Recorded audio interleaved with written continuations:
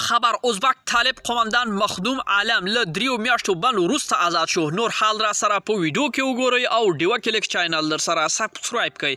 په سلامونو و هرکلی کوم رسمي سرچینو منل چې ازبک طالب قومندان مخدوم عالم له زندان څخه آزاد شوی دی. د طالبانو مرستیال ویان انعام الله سمنګانی ویلي چې د مخدوم عالم له نن چهارشنبه د وری پر 40مه د غرمې وروسته آزاد شوی دی. مخدوم عالم له 14 کال د مرغومي پر 22مه طالب ځواکونه نیولې او 3 میاشتې په زندان کې تیر کړي.